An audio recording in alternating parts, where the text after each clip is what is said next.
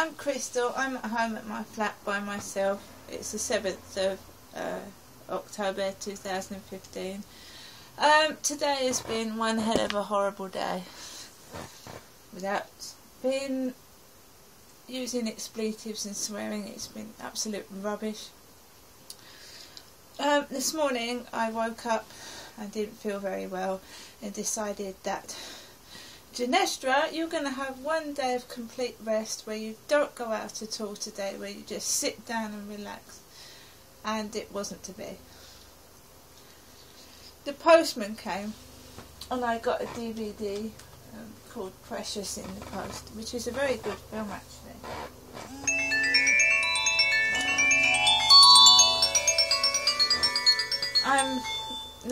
I've got a phone call now and I'm not gonna take it. Rudely interrupted.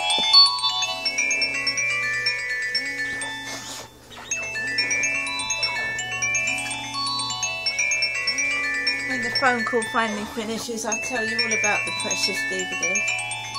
Go on, go on, go on.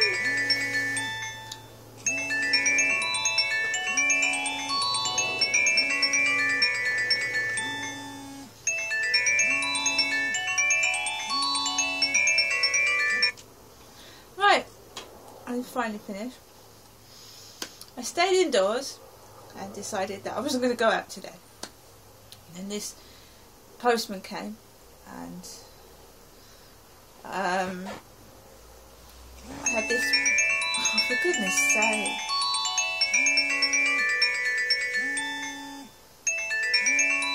Let's put it on silent, that's better. I got this Precious DVD, which is about a teenager that is sexually abused by her father, and she has 2 children by him. And it's a happy ending. It's a very good film. It's about a teenager that's been abused and can't read or write, and it's really, really good. That's all I can say about it. I watched that.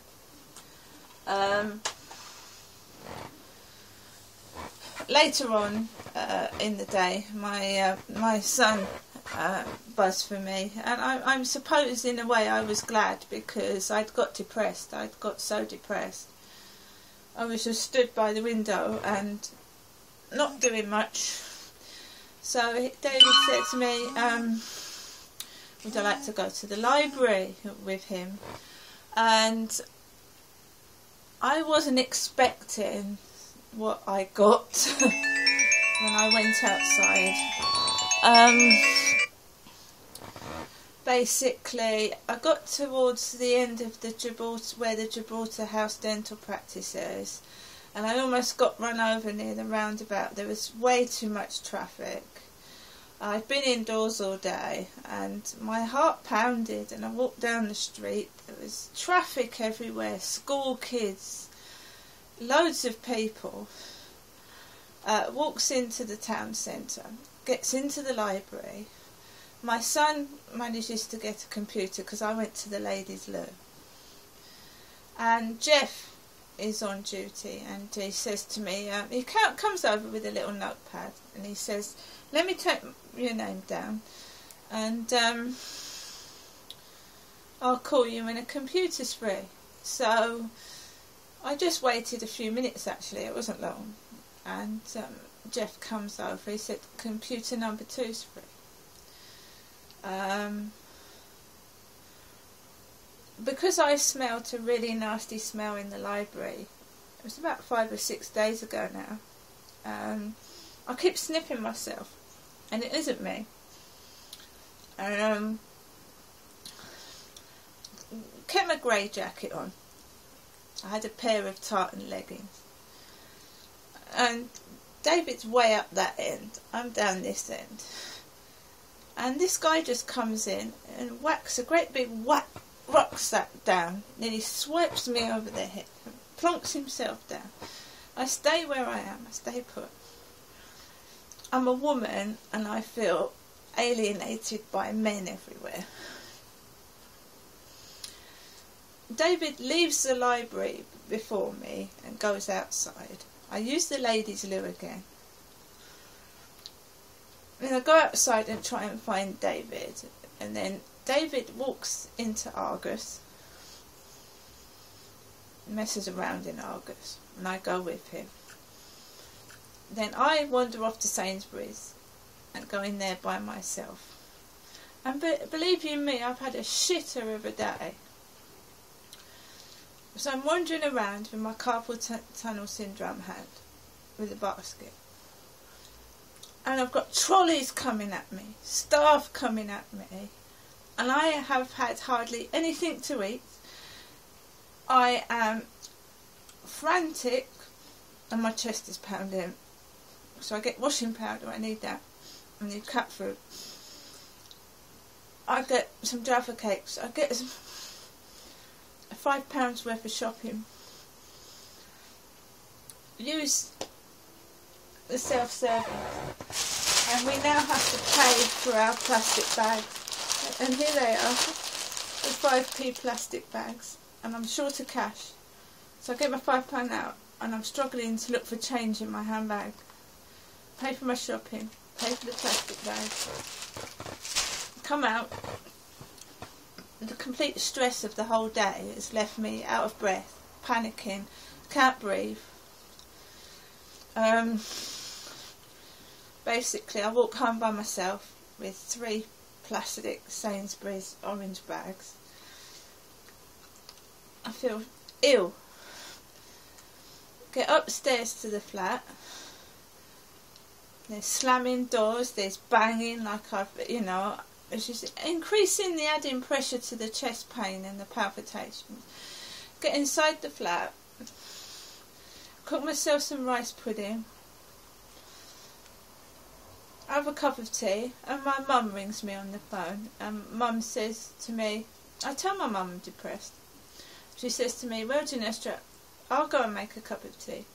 You go and make a cup of tea, and why don't you go and have a bath?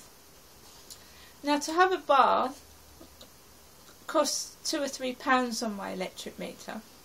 So I said, no, I'm not going to have a bath, but I'll have a cup of tea. And the stress is going boom, boom, boom, boom, boom, boom, boom.